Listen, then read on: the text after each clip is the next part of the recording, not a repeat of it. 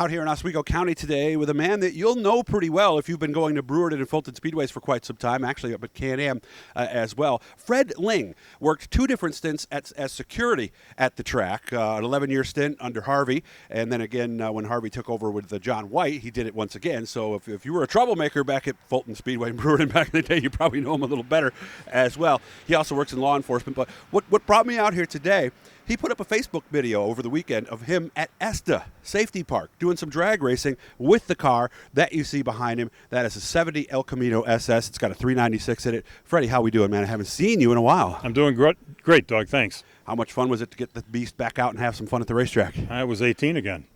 Really? Just like that, huh? Yep.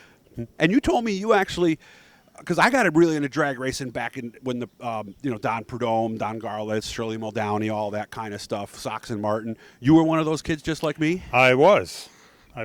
When would that have been? Because you're well, 2 years older than me. It started for me when I was 10 years old, back in 1964.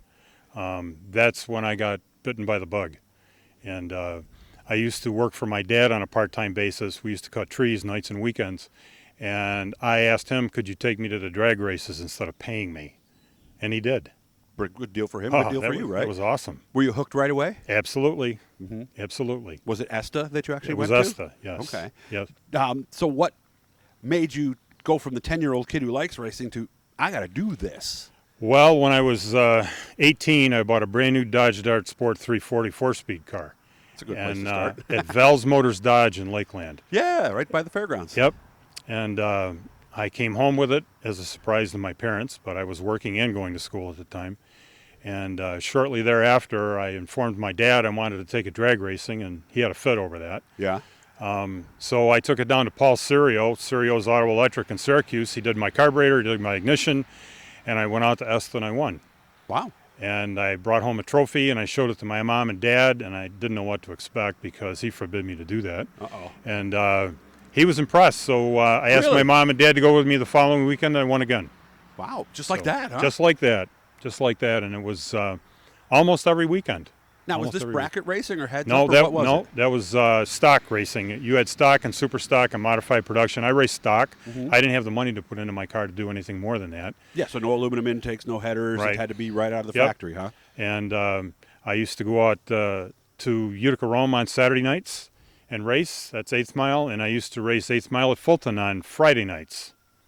Oh, you actually were at Fulton? Yes, I did. Yeah, and I've looked at that, the angle that everything was at. So you actually went from down near the river towards Route 57, right? Yes, we did. And the hill was to slow you down, right? Yes, and we the return road was on the racetrack at that time. The racetrack was asphalt, and on the return road, you dumped down on turn 4, and you turned off on turn 2 to follow back down to the drag strip. Really? Yes. How popular were Utica Rome, Fulton, and ESTA at the time? Both were extremely popular. Saturday night was awesome to run at Utica Rome. It was under the lights.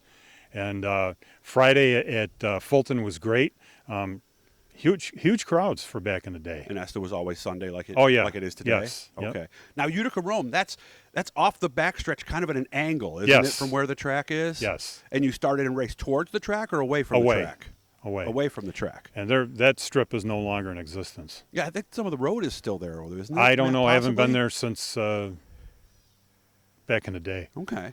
So what brought you to a different role at the racetracks, that of security? Well, I started working for Harvey probably back around, I'm guessing, 89, 90, somewhere around there. Did he call you? Did you call him or what? I don't remember how we got connected, but Harvey and Joan are fantastic people. I love those people. Same here. They're incredible.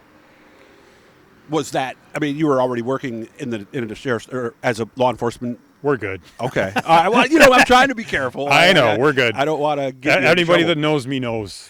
Yeah, I know, but there's people watching who don't know you, too. That's all right. That's okay. Yeah. Is that different than being an officer? Yes, it is. How? The magic words, you're under arrest. That's how it's different. Okay. So you try not to, you try to handle things a little bit different. Mm-hmm. I've heard also from people in security, the biggest thing is knowing how to diffuse situations. Try to, yeah.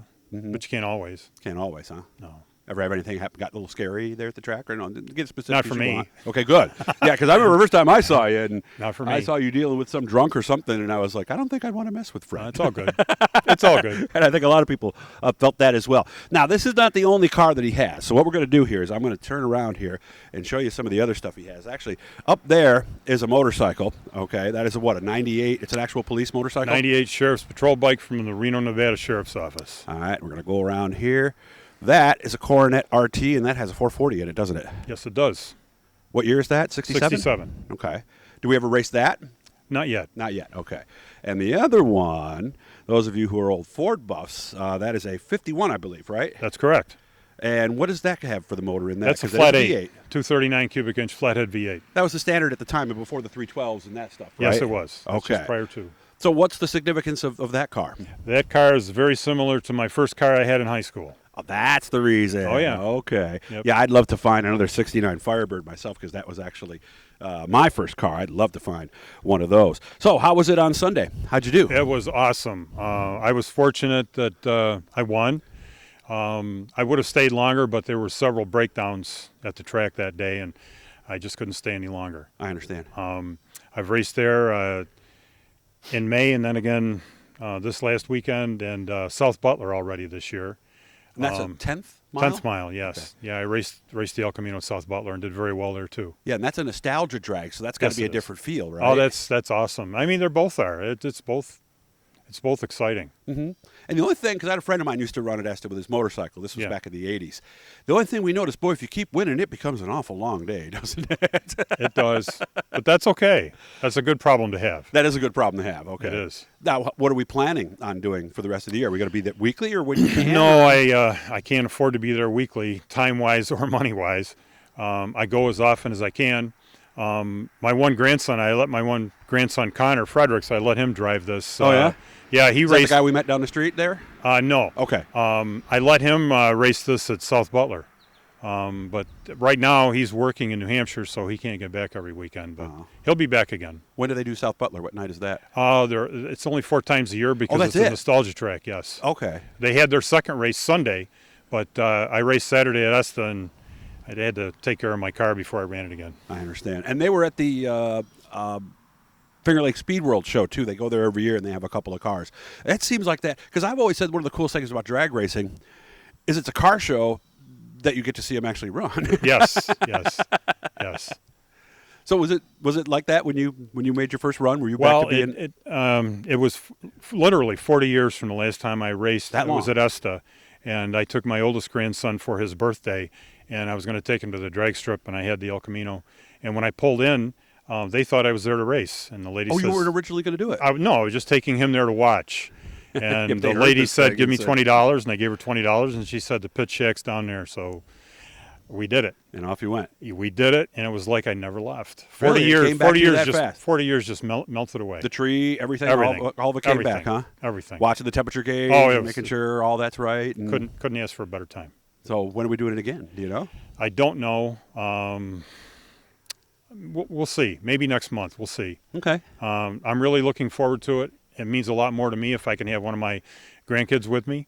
My oldest grandson went with me Saturday, and he's the one that took the photographs for me. Very nice. I So- saw the video, too. Go to his Facebook page, man. This thing really launches, too. Yeah, So, that was pretty cool. all right. Yeah. Good catching up with you, man. I miss you. Good to see you, Doug. Because when I worked at the track, Fred was always the guy who ran security, so obviously our paths crossed many Yep. times Yep. On race nights, and it's so nice to finally get a chance to come out here. I love your car collection. Thanks, and man. Let me know when you want to take that Coronet for a ride, all right? Well, You're a good man, Doug. my dad I know he'd want to get into Ford. I know that would be the one for him, so. Did you tell him you had a ride in this? Oh yeah, I did.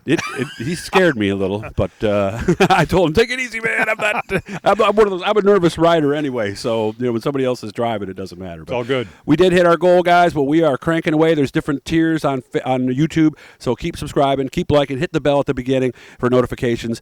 Fred, I'll see you again soon. Thank you for your time, sir. Thanks, Doug.